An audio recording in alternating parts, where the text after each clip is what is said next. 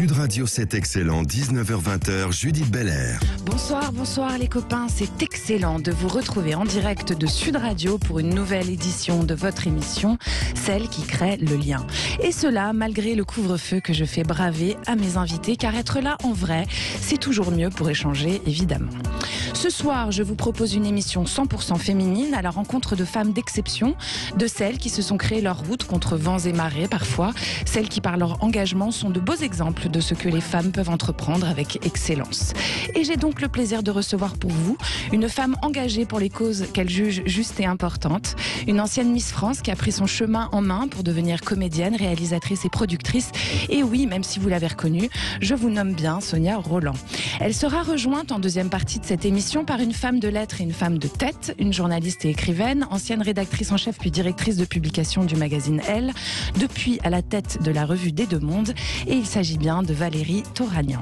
Et puisqu'il s'agit de femmes ce soir et des destins écrits par la force de la volonté et de l'implication, dans la stratégie de la semaine, j'avais aussi envie de donner la parole à Anna Walid, la cofondatrice de la marque Millet, spécialisée dans l'accompagnement des métabolismes féminins. Tout un programme, me direz-vous, mais c'est excellent. Bienvenue chez vous.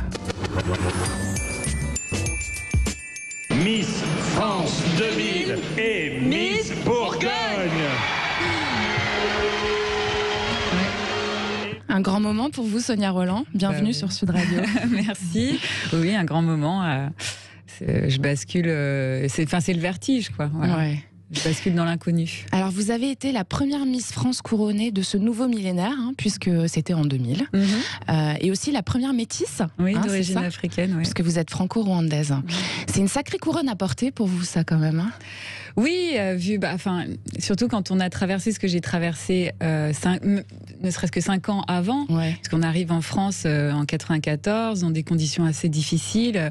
Mes parents connaissent à la fois l'exil et le déclassement social.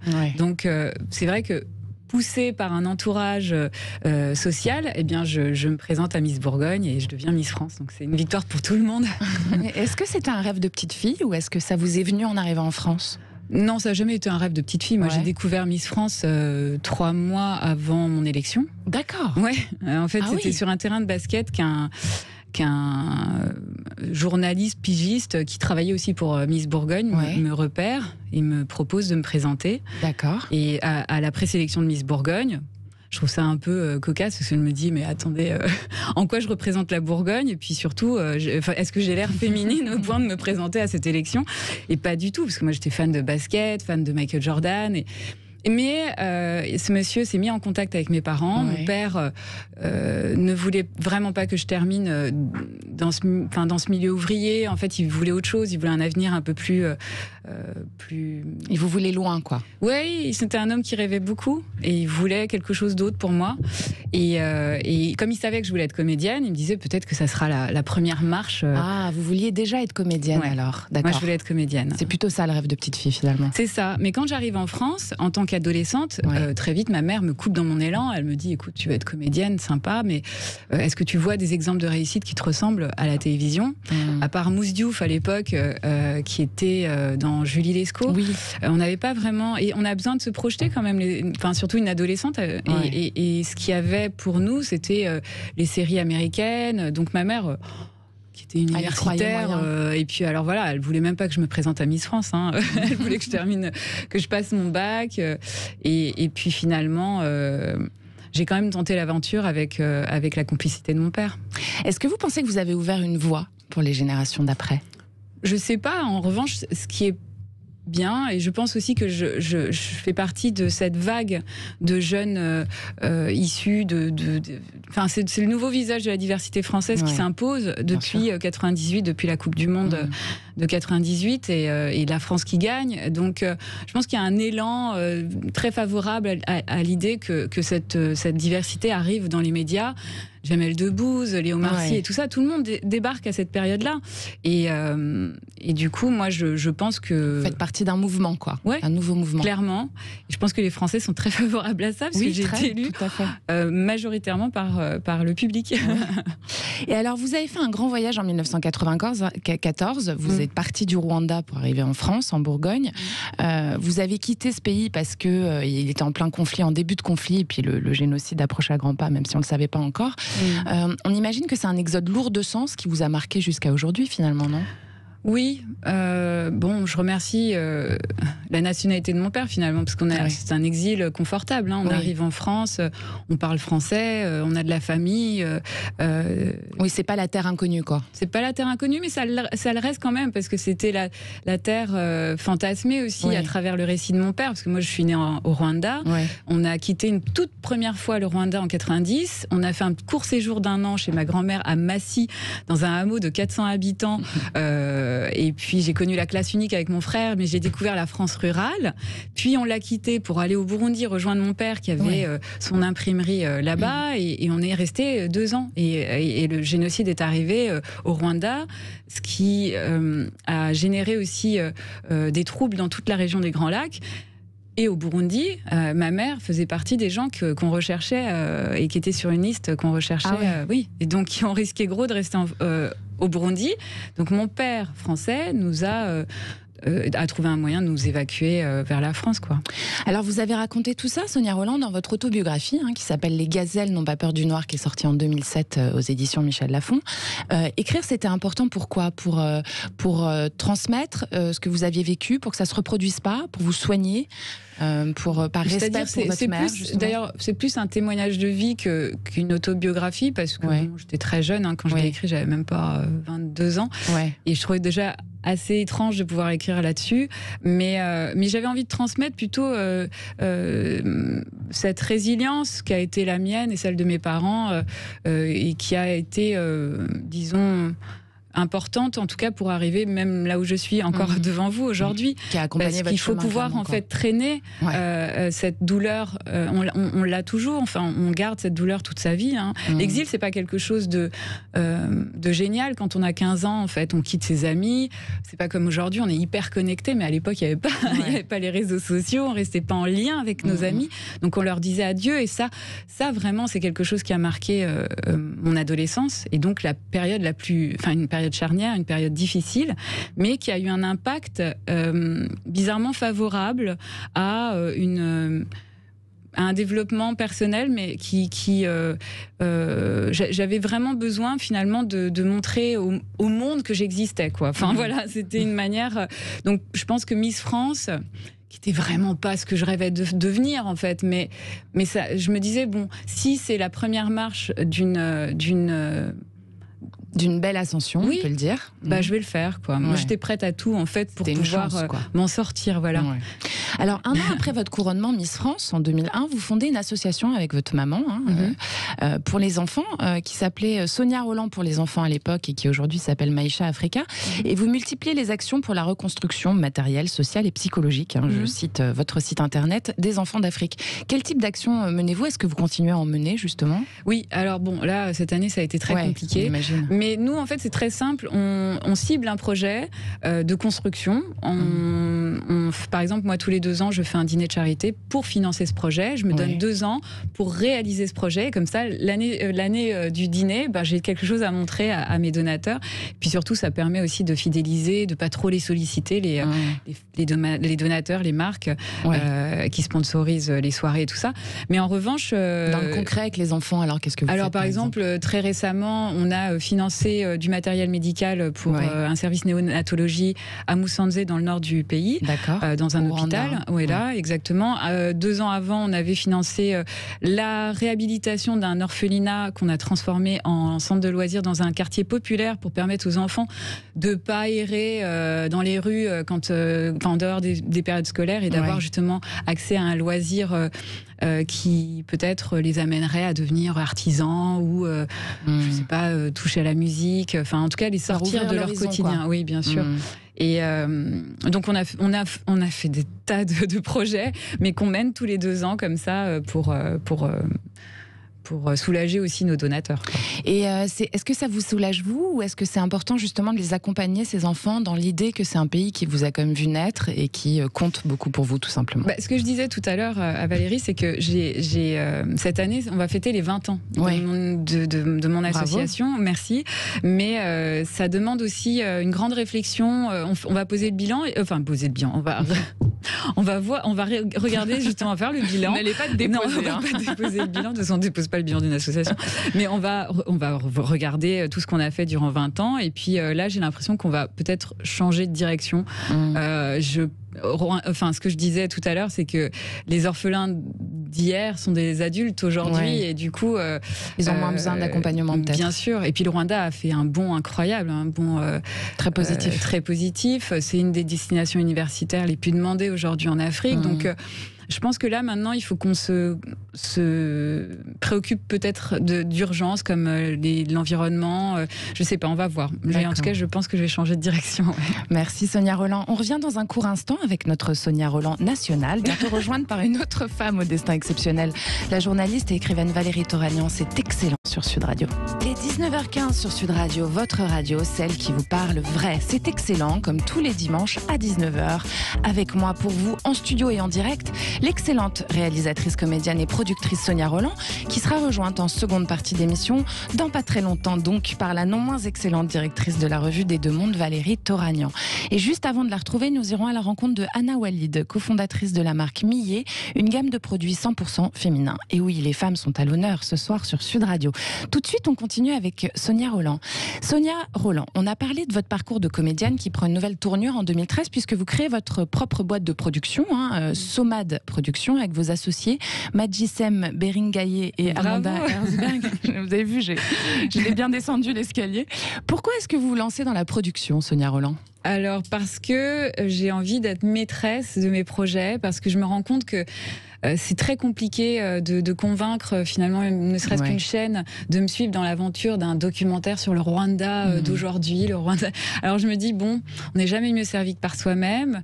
Ce que je fais, c'est que j'investis une partie de mes contrats publicitaires dans mes projets. Et puis... c'est une bonne cause. Voilà, exactement. Et puis les marques se sentent vraiment utiles pour le coup. Mais donc là, en 2013, j'ai coproduit avec Bagan Film un documentaire qui s'appelle Rwanda du chaos au miracle. Il y avait une espèce d'urgence pour moi, et c'est aussi pour ça que j'ai créé ma boîte de prod. C'est qu'il n'y avait pas de sujet qui racontait les étapes de la reconstruction du Rwanda. Vers le positif. Mais depuis le génocide des Tutsis. Et du coup, je me dis, alors je vais voir des amis journalistes, documentaristes, et je leur dis, mais alors, ils me disent, écoute Sonia, t'es quand même mieux placée que tout le monde pour parler de ça, et si tu veux, on t'aidera à monter ton scénario. Alors je me suis, j'ai eu l'aide, à l'écriture de Jean-Christophe Syriac, et puis on a été un peu pas vraiment la fleur au fusil, mais en tout cas, j'y croyais tellement pas que je suis allée voir Yves Bigot chez TV5. Je lui ai dit, voilà, Yves, il faut absolument que tu me suives dans cette aventure, et je pense qu'il a été charmé par cet enthousiasme, et lui aussi, il y croyait à ce miracle rwandais. Donc il m'a dit, mais il te faut une chaîne France Télé. Je suis allée voir France O. Évidemment, quand je vous parle de ça, il n'y a pas énormément de budget pour ces sujets-là, et ça a été compliqué au départ. On est parti sans budget, une première fois en 2013, et puis en 2014, pour la période de la commémoration, c'est-à-dire en avril 2014, il me fallait des images suffisamment explicite que le spectateur pouvait comprendre aussi de la douleur encore très vive du peuple rwandais. Bien sûr. Et j'ai eu des témoignages incroyables. Donc voilà, ce film est encore visible en VOD. D'accord. mais il est quand même assez... Alors, je rappelle le titre, Rwanda du chaos au miracle. Ouais. Mais c'était en 2014. C'est encore très actuel. Ouais, mais c'est très actuel. Ça mais depuis, le pays a tellement évolué sur tous les plans, sur la question des femmes, la place de la femme, l'enfance aussi, les questions environnementales. Enfin bref, c'est assez miraculeux. Vous y avez certainement contribué un petit peu. Alors on va parler aussi d'un essai collectif qui a été initié par Aïssa Maïga, auquel vous avez participé. Noir n'est pas mon métier, sorti en 2018 aux éditions du Seuil. Est-ce que vous pensez avoir été victime de racisme ou de stigmatisation pendant votre carrière ? derrière, ou est-ce que c'est un espèce de racisme ordinaire qui passe comme ça normalement, où on dit black à la place de noir, où on vous donne pas forcément la couverture d'un magazine parce que, etc. Est-ce que vous le ressentez ça? En fait, clairement, j'ai compris que la France était encore une vieille dame, quoi. Qu'il fallait pas trop bousculer, ou alors elle ferait des efforts, mais qui se pérenniserait. Ça, c'est ce qu'on est en train d'observer encore aujourd'hui. C'est qu'il y a des choses qui bougent, mais très lentement, mais elles bougent quand même. Et moi, je suis partisane du verre à moitié plein. Je préfère voir cette évolution. Mais c'est vrai qu'à une époque, c'était très compliqué de pouvoir s'imposer. Objectivement, pour avoir des couvertures de magazines, c'était très compliqué aussi. Mais je sens quand même qu'il y a une évolution. Quand je collabore à ce projet c'est Aïssa, c'est sur l'impulsion d'Aïssa Maïga. Je me dis que j'ai envie de témoigner pour faire comprendre aussi aux jeunes femmes qui seraient séduites par ce métier que rien n'est facile, rien n'est simple, mais que notre propre ennemi, c'est nous-mêmes. C'est-à-dire que si on se donne... si nous-mêmes, on se persuade que finalement l'autre ne peut pas changer, ne peut pas évoluer, son regard ne peut pas évoluer, on ne peut pas avancer dans ce métier. C'est impossible. Je veux dire, il y a des tas de problèmes, déjà pour les femmes, de représentation, ça c'est évident, de salaire.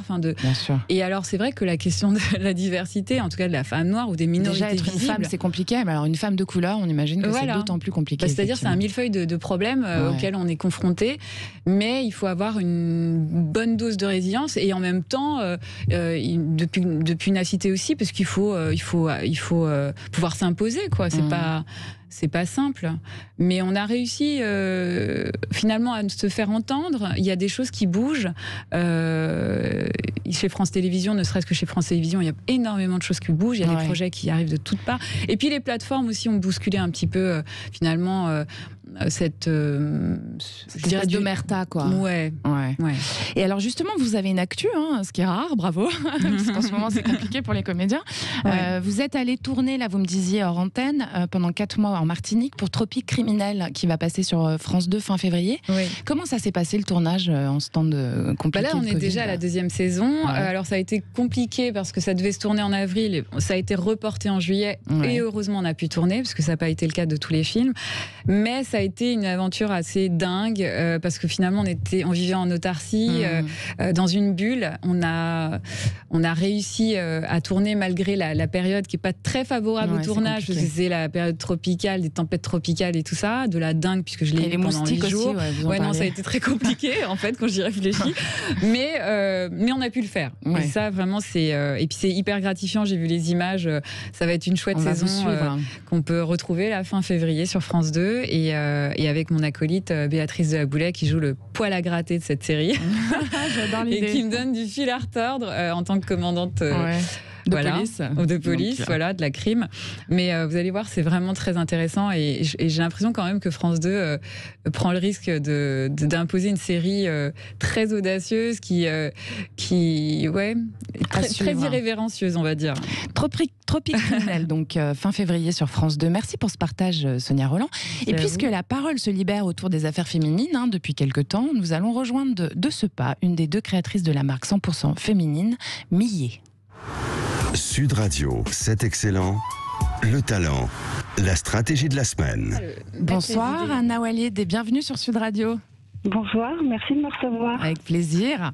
Alors, comme je le disais à l'instant, vous êtes cofondatrice de Millet, M-I-Y-E, il faut bien le dire, une marque de produits bio pour accompagner le métabolisme féminin après 35 ans. Est-ce que c'est bien ça ? Oui, c'est exact. En fait, avec Caroline, qui est ma très bonne amie depuis qu'on a 15 ans, on était toutes les 2 salariées, on ne se destinait pas du tout à être entrepreneuse et en cherchant un peu, on s'est rendu compte qu'il n'y avait pas de marque jolie et positive autour des besoins essentiels liés aux fluctuations hormonales des femmes. Autrement dit, le postpartum, le syndrome prémenstruel, les 5 à 10 ans qui précèdent la ménopause, etc. etc. Donc on a créé Millet, qui a été en fait une gamme de 3 produits bio pour l'instant, qui s'adresse aux 3 symptômes très courants des femmes entre 35 et 55 ans, que sont la perte et la dédensification des cheveux, l'équilibre émotionnel et le sommeil, et la question de l'inconfort intime. D'accord. Et c'est quoi votre ambition exactement alors, Anna Walid, avec Alors, il y en Millet? a plusieurs, des ambitions, on espère. Donc, la première, c'est évidemment de lever le voile sur des tabous féminins qui, en fait, impactent de façon assez significative pour certaines femmes leur qualité de vie. Tout à fait. Et aussi de faire en sorte que les femmes de plus de 35 ans n'aient plus à choisir entre l'efficacité, la naturalité et le bio et le plaisir à l'utilisation. D'accord. Et alors, vous les avez créés comment, ces produits? Parce qu'on imagine qu'il y a de la recherche, du développement. Enfin, c'est pas si simple que ça de lancer une marque de cet acabit. Tout à fait. Alors ça a été assez long parce que pendant un an et demi, on a interrogé beaucoup d'experts, une cinquantaine, je dirais, issus d'horizons très variés. Donc il s'agissait aussi bien de médecins généralistes, d'endocrinos, de gynécos, mais aussi de micronutritionnistes, de naturopathes et énormément de femmes, une centaine. Et pour mettre au point en fait ces 3 produits qui sont issus de la biotechnologie verte et qui ont une efficacité scientifiquement prouvée. Donc en fait, il y a 3 produits qui ont vu le jour. Il y a un sérum pour les cheveux, un complément alimentaire pour donc l'équilibre émotionnel, comme je vous le disais, le sommeil et une meilleure régulation hormonale, et un gel intime pour la sécheresse et l'inconfort intime. D'accord. Sonia Rolin, enfin la parole se libère autour des femmes, autour des difficultés que rencontrent une majorité de femmes, s'agissant de leurs hormones, mais pas que d'ailleurs. Est-ce que vous pensez qu'on en est qu'au début du progrès?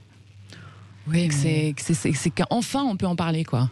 On peut en parler de manière totalement décomplexée, enfin. Et non, mais bon, il faut quand même qu'on soit... Enfin, moi, je suis très heureuse d'être témoin de cette sororité aussi, cette vague de femmes comme ça, hyper puissantes, hyper volontaires, qui s'imposent. Et qui prennent la parole. Et qui prennent la parole, et puis qui pensent aux autres, et puis... Enfin, je sais pas ce qu'en pense Valérie, mais moi, on va lui demander. Je serais sensible à Valérie, vous pouvez intervenir, Valérie Toragnan. À toutes ces interventions féminines. Ah oui, non mais bien sûr, mais la parole, c'est un long processus. Cette parole, elle ne s'est pas libérée il y a quelques mois, et voilà. Mais bien sûr, c'est important, et puis c'est important de restituer des vérités différentes aussi dans cette parole, et qu'on puisse accompagner tout ça, et tout en ayant aussi des garde-fous sur des excès, sur plein de choses. Bien sûr. Donc non, c'est une période importante qu'on est en train de vivre. Bien sûr. Alors Anna Walid, on revient un petit peu à Millet. Donc à partir de mi-février, si je ne me trompe pas, la marque sera présente dans certaines pharmacies et dans des sites de e-commerce spécialisés bio, c'est ça ? Oui, et sur le site millet.care. Voilà. Et elle est actuellement en prévente sur Ulule. Sur Ulule, donc on peut vous trouver sur Ulule. Tout à fait. Eh bien bravo pour ce que vous faites, Anna Walid. On espère que ça va très bien marcher. Merci. Je pense que vous avez certainement gagné quelques clientes ce soir, en tout cas, sur Sud Radio. Je vous en remercie beaucoup. Bonne soirée. Merci, prenez soin de vous. Au revoir. Au revoir. Sud Radio, c'est excellent. On vous retrouve dans un instant avec Sonia Rolin, l'ex-Miss France qui a su se réinventer, accompagnée de Valérie Toragnan, écrivaine et journaliste à la tête de la revue des Deux Mondes. À tout de suite. C'est excellent sur Sud Radio et c'est la deuxième partie de votre émission, une émission aux teintes féminines. Ce soir, pour vous, mes chers auditeurs, avec Sonia Rolin, la Miss France au chemin réinventé vers la comédie et la production, qui est rejointe par une femme de tête, femme de cœur et femme de lettres, à la tête de la revue des Deux Mondes, Valérie Toragnan. Bienvenue sur Sud Radio, Valérie. Merci de m'accueillir. Avec plaisir. Valérie Toragnan, vous incarnez l'idée que l'on trace son chemin par la force de la volonté, clairement, et de l'excellence, si ce n'est la volonté d'excellence, tout simplement, puisque vous débutez pigiste, début 80, c'est ça, au journal Elle, dont vous prendrez la rédaction en chef en 98, puis vous devenez directrice de la rédaction en 2002. Est-ce que vous aviez préécrit votre chemin, finalement ? Ah non, bien sûr que non. Déjà travailler à Elle, c'était comme... C'était le Graal ? C'était le Graal. Être rédactrice en chef, ça m'est tombé sur la tête et j'étais en panique totale, et je me suis dit, bon, je peux pas dire non, c'est absurde, donc on y va.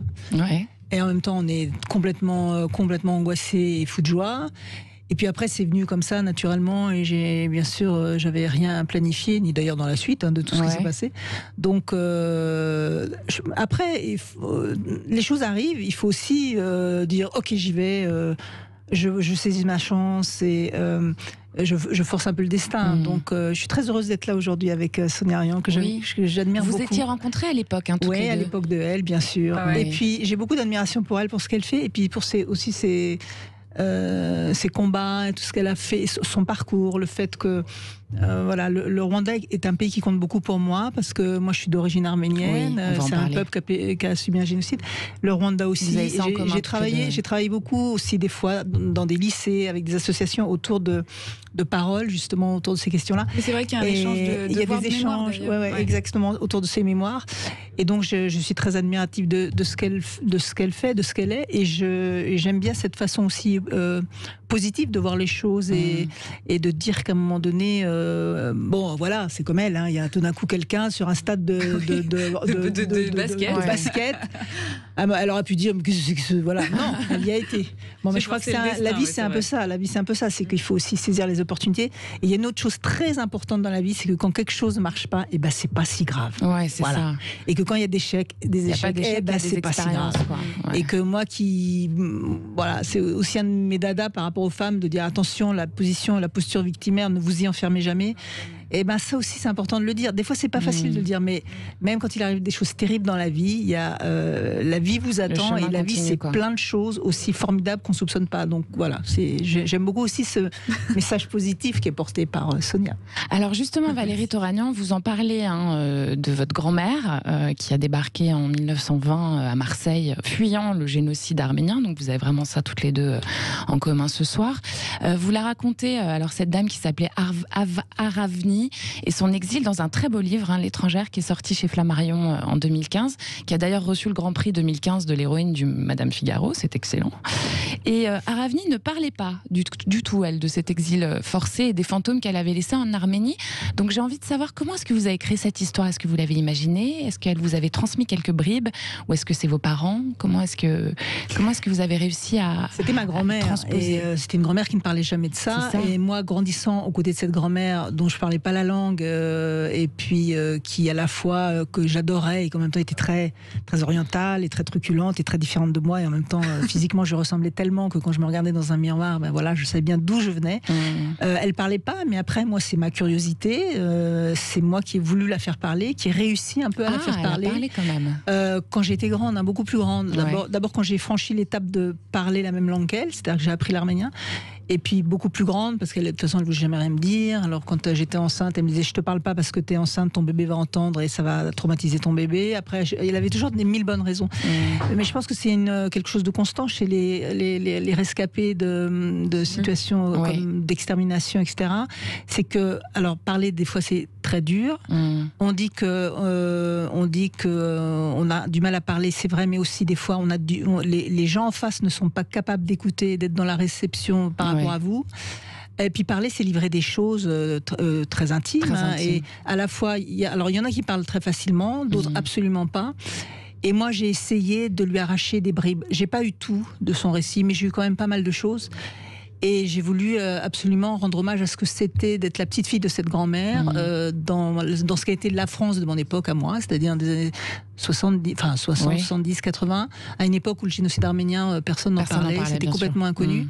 Et où même j'avais l'impression, où même c'était nié par ses auteurs, par la Turquie, et puis voilà. Ça continue d'ailleurs. Et c'est toujours un génocide qui est nié par ses auteurs, qui était l'Empire ottoman.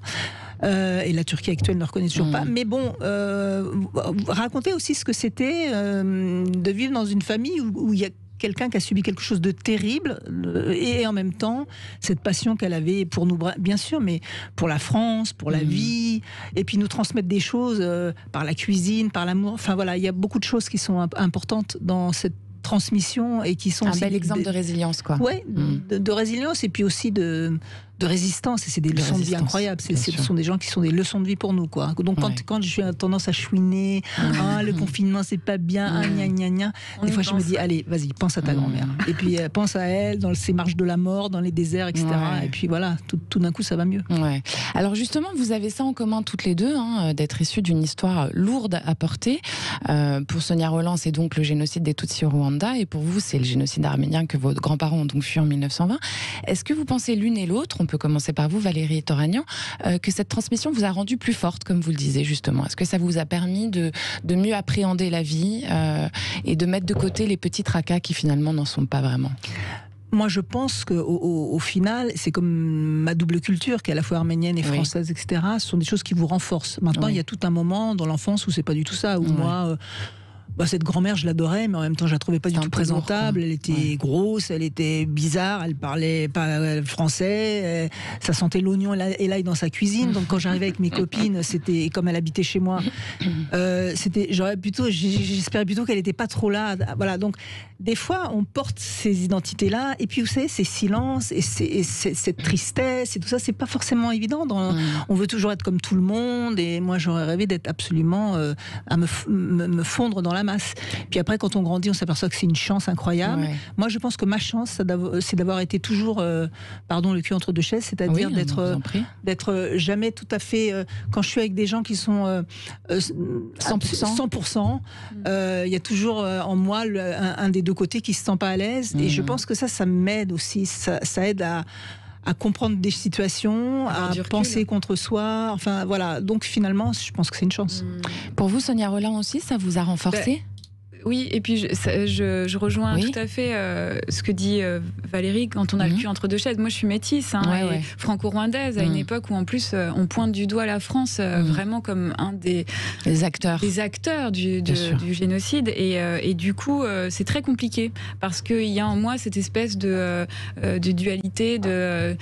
Je suis pas confortable dans mon identité, en fait, de jeune femme métisse. Et en plus de ça, je vis l'exil. Donc, et puis la période avant l'exil, c'est-à-dire le couvre-feu, le réel couvre-feu, où on ne peut vraiment pas sortir parce qu'on risque de mourir en sortant. Et puis, on apprend aussi ce que c'est qu'un embargo, on apprend aussi ce que c'est que de manger la même nourriture pendant plusieurs mois. Enfin, donc c'est vrai que moi, je relativise énormément aujourd'hui, parce que j'ai ces outils-là de compréhension aussi de ce qui peut être une situation extrêmement dramatique, mais et puis cette résilience aussi qui a opéré depuis très longtemps. Mais c'est vrai que je relativise beaucoup, parce que j'ai vécu tout ça, et toi aussi à travers le... Ça vous permet de voir le verre à moitié plein, donc. Bien sûr. Valérie Toragnan, le devoir de mémoire, il est primordial, on est tous d'accord là-dessus, mais finalement, normalement, c'est pour éviter la répétition, ça marche pas vraiment, ça. Qu'est-ce que vous en pensez ? Non, ça marche pas. Ça marche pas. Et écoutez, il se trouve qu'il y a, au mois de septembre, il y a 3 mois, il y a eu une espèce de répétition, par exemple pour les Arméniens, qui s'est passée dans cette enclave du Karabakh, qui est une enclave historiquement arménienne, et qui a été attaquée une nouvelle fois par l'armée azerbaïdjanaise, avec l'armée turque, et Erdogan ayant payé toute une armée de mercenaires, des milliers de mercenaires islamistes, qui donc attaquaient les Arméniens au cri de Allahu Akbar. Donc on était dans une espèce de répétition infernale. Et là, comme à chaque fois, on se dit, mais là, on est en 2020, donc quand même, les choses sont différentes. Et ben non, parce qu'il y a la lâcheté des grandes puissances, parce qu'il y a la menace que fait planer Erdogan, parce que lui, il est dans une toute-puissance, et que finalement, on se dit, mais qu'est-ce qui va l'arrêter ? Parce qu'on dit, il y a des paroles de réconfort, mais c'est des paroles, parce que l'Europe, pour se bouger, c'est un mastodonte qui se bouge pas. C'est une vieille dame aussi. Parce que les Américains ont les yeux ailleurs, parce que ceci, parce que cela. Et finalement... moi, ça m'a beaucoup bouleversée à ce moment-là, parce que je me disais, mais en fait, le passé est devant nous, quoi. C'est ça. Le passé est devant nous. Au lieu d'être un phare pour l'avenir. Et donc, tirons des leçons de tout ça, parce que bon, il faut qu'on positive et qu'on avance. Sûr. Mais en tout cas, c'est une extrême vigilance, et ne jamais croire que les choses sont arrivées. D'ailleurs, donc, quels que soient les domaines, et quels que soient les combats, quelles que soient les luttes, et que voilà, on est une communauté humaine au sens large, avec des horreurs, avec des atrocités qui peuvent revenir et qui peuvent ressurgir sous des formes des fois qu'on soupçonnait pas, et des fois sous des formes qu'on connaissait très bien et qui se reproduisent. Donc oui, vous avez raison, bien sûr, c'est le devoir de mémoire. C'est pas une formule magique qui ferait que tout d'un coup tout le monde serait super gentil. Je crois que on a peut-être cru un peu naïvement que après, déjà quand on a fait la Société des Nations après la Première Guerre mondiale, et puis ensuite après la Deuxième Guerre mondiale, après la Shoah, etc., que quelque chose ne pourrait plus, ne se répéterait plus jamais. Voilà, ne se répéterait plus. Et puis bien sûr, les choses se répètent. Et on l'a vu avec le Rwanda, on l'a vu avec d'autres cas. Et le génocide des Arméniens, c'était 20 ans avant la Seconde Guerre mondiale, quoi. Absolument. Et d'ailleurs, le plus grand génocide.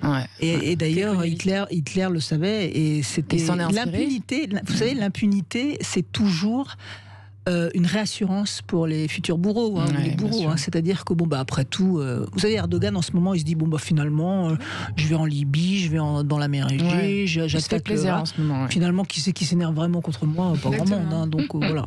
Est-ce que c'est des sujets dont vous traitez dans la revue des Deux Mondes, dont vous êtes directrice? C'est un magazine d'actu, un mensuel.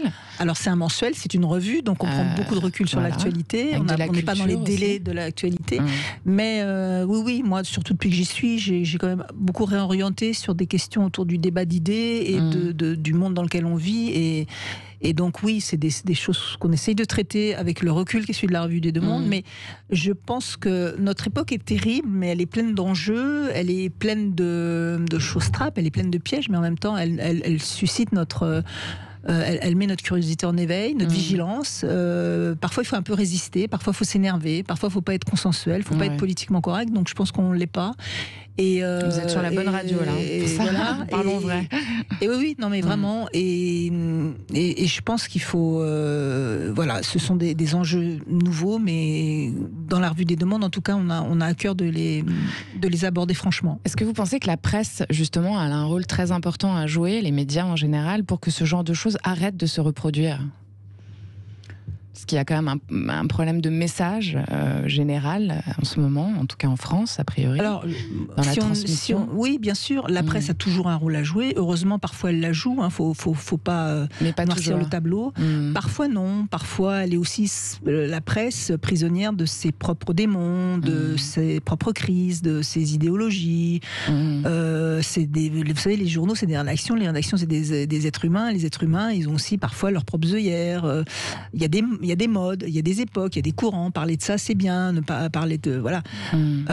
Sur la question de moi, par exemple, contre il y a eu cette guerre qui a été lancée par l'Azerbaïdjan contre je parle parce que c'est assez récent, donc au mois de septembre, contre les Arméniens du Karabakh. À un moment donné, un quotidien, Libé pour pas le nommer, a fait un titre en disant l'extrême droite soutient les Arméniens chrétiens du Karabakh. Mais voilà, ça c'est le genre de choses moi qui m'effondre parce que c'est une presse qui est très typée, celle-là. Non, mais c'est-à-dire que tout d'un coup, alors quoi, ça veut dire quoi si vous êtes chrétien, donc votre combat est moins estimable que si vous êtes autre chose. Enfin, je comprends pas. Et voilà, ce genre de choses fait peur. Ça fait peur. Donc, faisons attention parce que la presse, elle joue un rôle, mais elle a elle-même ses propres démons. Et puis aussi, aujourd'hui, les réseaux sociaux sont très importants. Donc, c'est dangereux, les réseaux sociaux. Les réseaux sociaux, ils nous amènent le meilleur et le pire. Donc, et beaucoup du pire. Vous êtes d'accord avec ça? Beaucoup de fausses informations. Sonia Rolland? Oui, je suis d'accord avec ça. C'est la désinformation, quoi. C'est un relais de désinformation et surtout, c'est finalement toute la réflexion qu'on pouvait avoir dans les comptoirs de café et tout ça se retrouve sur Internet et ça ne fait pas forcément avancer la pensée et puis on n'y met plus de complexité. Même. Oui, mais on met plus de complexité dans le regard qu'on doit poser sur des faits en fait. Et c'est ça qui est compliqué. Merci à toutes les deux. Sonia Rolland, Valérie Toragnan, vous restez avec nous pour encore un bon quart d'heure. Et vous, mes chers auditeurs, ne bougez pas, on sera de retour dans un tout petit instant. 19h45 et il nous reste un peu de temps avant la fin de cette émission. En compagnie de Sonia Rolland, une Miss France aux 1000 chemins possibles, accompagnée de Valérie Toragnan, journaliste et écrivaine à la tête de la revue des Deux Mondes. Valérie Toragnan, on parlait tout à l'heure de l'image souvent galvaudée de la femme noire avec Sonia Rolland. Et vous, Valérie Toragnan, pour votre part, vous avez écrit un ouvrage sur la condition féminine elle-même, pour en finir avec la femme, qui est sorti chez Grasset en 2004. J'en cite un bout. Les femmes doivent convaincre que s'attaquer à leur statut, c'est s'attaquer fondamentalement aux valeurs d'égalité et de démocratie, et que le combat des femmes est par essence universel. Donc déjà, j'aime beaucoup parler d'universalité dans cette émission, on y est bien. Où est-ce qu'on en est 7 ans après? Est-ce que ça a bougé? Ça a bougé, mais pas dans le bon sens. Ah, pourquoi? Sonia Rolland disait tout à l'heure, il faut voir le verre à moitié plein, elle a raison. Et sur la question des combats des femmes, il faut aussi dire que le verre est à moitié plein et qu'il est même peut-être aux 3/4 plein et que quand on se compare, on se réjouit. Et puis dans l'absolu, il y a toujours des combats, il faut être vigilant, comme j'ai dit tout à l'heure. Moi, là où je trouve qu'on a régressé, c'est sur la question de l'universalité et de l'universalisme du combat féministe, qui est contre mon les combat. hommes, c'est ça.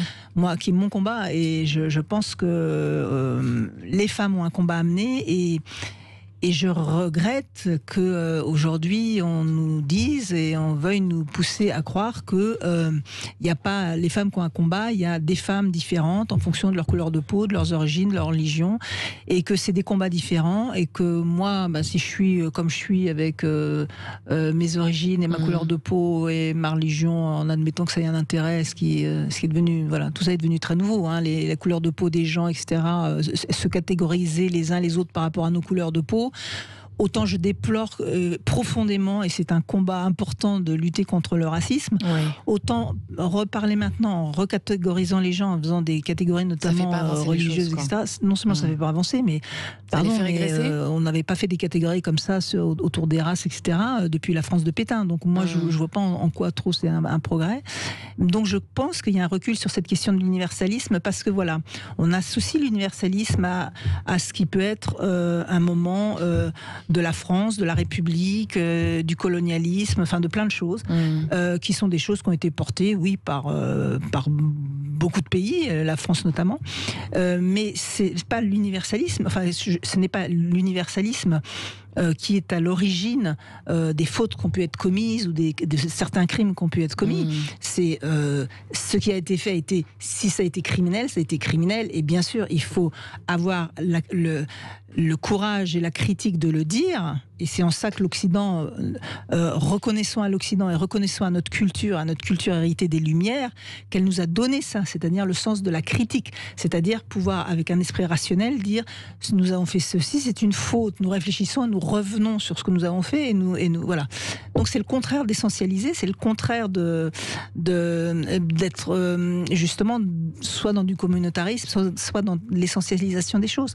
Donc aujourd'hui, qu'on soit chacun dans notre couloir avec nos ethnies, nos races, nos religions, et qu'on n'ait pas le droit de s'approprier les uns les autres, d'avoir un discours commun, parce que tout ça m'horripile et me contrarie, et me révolte. Et moi, je suis vraiment universaliste, et je pense qu'il n'y a pas des conditions des femmes qui sont réservées à certaines, et puis les autres, non, moins, pas comme nous, oui, c'est votre culture, tant pis pour vous. Enfin, tout ça, j'ai jamais supporté, et c'est très à la mode, mais je le supporte toujours pas, quoi. C'est en cela que je pense qu'il y a une régression, parce que on arrive aujourd'hui à finalement relativiser des choses, accepter des choses, etc., qu'il y a 20 ans, on aurait sursauté, on aurait dit enfin ça va pas, non. Et maintenant, oui, si, quand même, il faut comprendre, c'est une autre façon de voir les choses, etc. Et voilà, je suis peut-être d'une autre génération, mais je crois pas, parce que je connais plein de jeunes femmes, et d'ailleurs je connais plein de jeunes femmes, qu'elles soient noires ou d'origine ou de milieu musulman, etc., qui pensent comme moi, qui pensent comme plein d'universalistes. Donc je pense que ça reste un vrai combat. Alors Valérie Toragnan, vous avez été à la tête du magazine féminin par excellence de mes jeunes années, je tiens à le dire, le journal Elle. Est-ce que vous avez vu les mentalités évoluer entre le moment où vous arrivez là-bas, le début des années 80, jusqu'à votre départ en 2014 ? Par exemple, est-ce que vous avez un changement notoire à me citer, justement, dans cette idée-là ? Je pense que c'est une époque peut-être de les femmes, les années 80 ont été des années formidables pour les combats des femmes, les années 70 déjà, les années 80 parce que c'était aussi toutes les conquêtes sur le marché du travail, la position de la femme, empowered, comme on dit. Oui, c'est ça. Donc vous voyez, on se souvient tous et toutes des films, on voyait c'était l'époque où les femmes elles avaient des escarpins rouges et et elles allaient au boulot, des vestes à grande épaulette. Et on y allait, et voilà. Et donc, ensuite, on s'est un peu aperçu que c'était quand même compliqué, parce que tous ces acquis-là, bien sûr, ils étaient là, ils étaient palpables, mais d'un autre côté, ce qui restait dans la sphère familiale et la contrainte, la charge mentale, les enfants, etc. Ça, finalement, on s'en était pas vraiment libéré. Et on s'est libéré, mais en même temps, on s'en soit libéré depuis. Oui, mais je pense que à un moment donné, on a pris conscience de ça. C'est-à-dire pris conscience que, attention, est-ce qu'on ne s'est pas un peu fourvoyé ? Est-ce qu'il n'y avait pas eu un marché de dupes ? Alors moi, je pense qu'on ne s'est pas du tout fourvoyé, mais qu'il y avait des progrès encore à faire, et que certains ont été faits.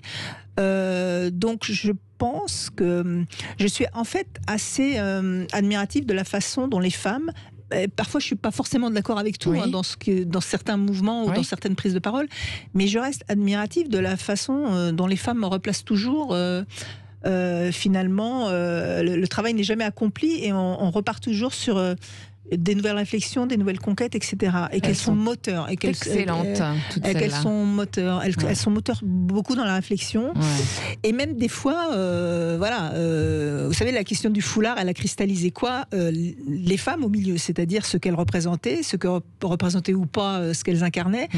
Et c'est frappant à chaque fois de voir comme elles sont au centre. C'est-à-dire, des fois, pour être instrumentalisées aussi, hein, moi je pense qu'il faut faire attention.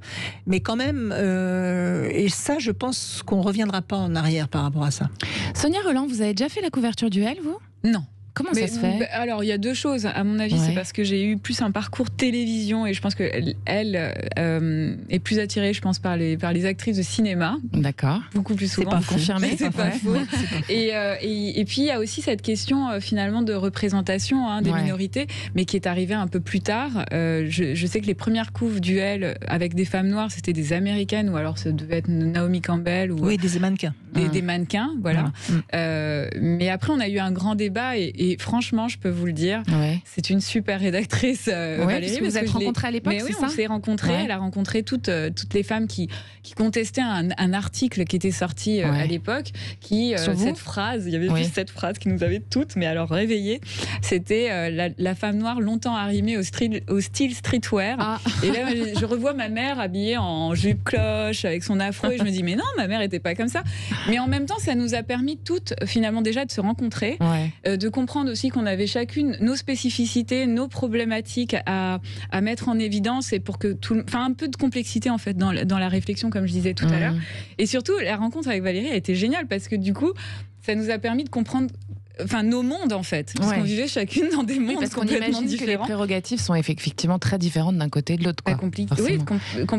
Oui, et puis la lectrice du Elle n'était pas forcément celle qu'on imaginait, mais on espérait qu'elle le devienne.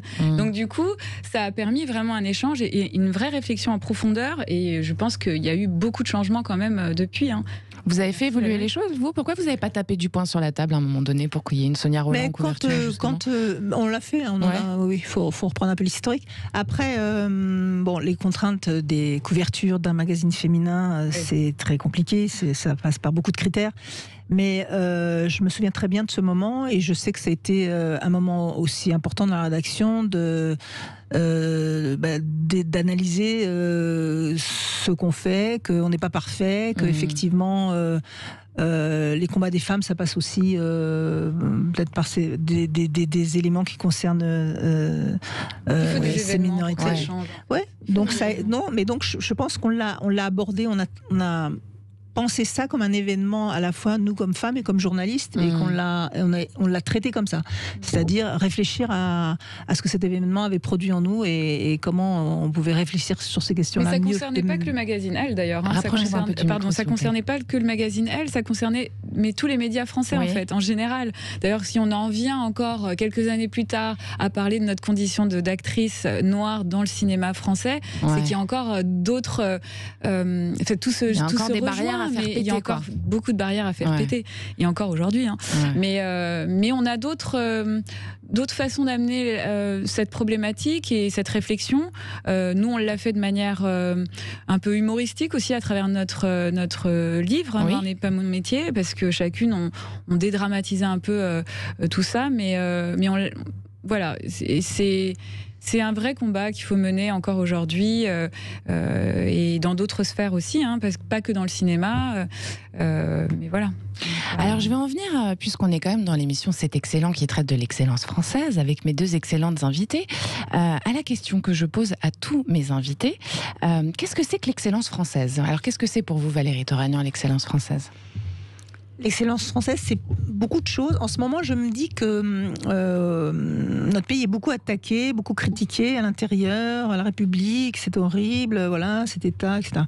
Alors, il y a des choses qui vont pas, c'est sûr, il y a des choses qui sont critiquables. En même temps, on a un héritage incroyablement généreux, incroyablement riche, incroyablement inspirant. Que ce soit notre histoire, que ce soit ce qui précède, y compris la République, l'histoire de ce pays, cette civilisation qui a des racines juive, chrétienne, romaine, grecque, et puis après qui s'est enrichie de plein de choses, que ce soit les Lumières, que ce soit ces philosophes qui nous ont quand même aidés à prendre conscience de ce que c'est la démocratie, l'égalité, la liberté, cette liberté aujourd'hui qui est entravée, mise à mal. La liberté d'expression, c'est très compliqué en ce moment en France. Donc moi, je pense que l'excellence française, c'est justement de surtout pas avoir honte de ce qu'on est, de ce qu'est notre héritage. C'est de l'assumer complètement et de se dire que l'essence de cet héritage, c'est cet esprit critique hérité des Lumières. Et cet esprit critique, c'est ce qui nous permet d'être ensemble, de nous regarder tous comme chacun de manière singulière et en même temps capable de faire des choses ensemble et capable d'avoir des aspirations ensemble et de défendre un pays ensemble. Donc non, l'excellence française, c'est de se souvenir et de se faire le devoir de se souvenir qu'il y a une excellence. L'excellence, c'est pas l'arrogance. On n'est pas mieux que les autres parce qu'on est français. Il y a une excellence, il y a une spécificité, il y a une culture il faut la prendre dans notre héritage. Elle est avec nous. Et puis il faut la faire vivre. Et puis il faut la défendre et la défendre aujourd'hui avec avec notre monde actuel et avec les enjeux de notre monde actuel. Donc voilà. Donc l'universalité multiculturelle française, c'est ça quoi. Il y a un état d'esprit français qu'on trouve peu ailleurs. L'universalité et une excellence et surtout cet esprit critique hérité des Lumières. D'accord. Sonia Rolland, qu'est-ce que c'est pour vous l'excellence française ? Alors l'excellence déjà le terme général pour moi implique au moins la notion d'humilité. Et c'est vrai qu'il y a au moins une chose qu'on peut reconnaître à la France, c'est que finalement, face à l'adversité, elle est capable c'est un pays qui est capable de beaucoup de choses. Mais il faut toujours qu'il y ait un sursaut après une contrainte. Et c'est ça qui est compliqué, en fait. C'est beau, un sursaut après une contrainte. Ouais, un sursaut après une contrainte. Moi, je trouve qu'on perd beaucoup de temps, beaucoup d'énergie pour tendre vers l'excellence, en fait. Alors qu'on a tout devant nous, on a des talents multiples, et on ne sait pas valoriser ça suffisamment, je trouve. Ah, vous trouvez ? Ouais, je trouve qu'on a beaucoup de mal. Ça manque de lumière ? En fait, vraiment, je suis une Française née à l'étranger, et on a une vision de la France qui est parfois un peu galvaudée. Oui, parce qu'en fait, on se rend compte que c'est un pays qui s'auto-flagelle constamment, qui n'arrive pas à se s'auto-valoriser, en fait. Oui, on a un peu la haine de soi. On est très fort pour ça. C'est triste, quoi. C'est dommage. C'est très dommage. Pour avoir vraiment vécu la France comme très peu de gens peuvent la vivre, c'est-à-dire à travers Miss France et avoir vu avoir sillonné la France telle que je l'ai sillonnée. Sincèrement, je pense qu'on est très bien lotis. Soyons fiers. Oui, on a des problèmes, comme toutes les familles, et il faut savoir les régler ensemble, en fait. Voilà. Merci à toutes les deux d'être venues par ici. C'était excellent. Merci d'être venues partager avec nous dans les studios de Sud Radio, Valérie Toragnan, Sonia Rolland. Merci mes chers auditeurs pour votre écoute attentive. C'est excellent. Vous revient la semaine prochaine, évidemment, dimanche prochain à 19h précise pour découvrir ensemble les excellents destins de nos invités. Merci à Quentin Cabanis qui réalise cette émission et merci aussi à mon bras droit, Méloane Rock, à Lara et Laura, au web et à Sud Radio et ses équipes. C'est excellent, est à retrouver en podcast et en vidéo sur le site et la chaîne YouTube de Sud Radio et les réseaux sociaux, évidemment. Bisous les copains, la semaine prochaine, c'était excellent.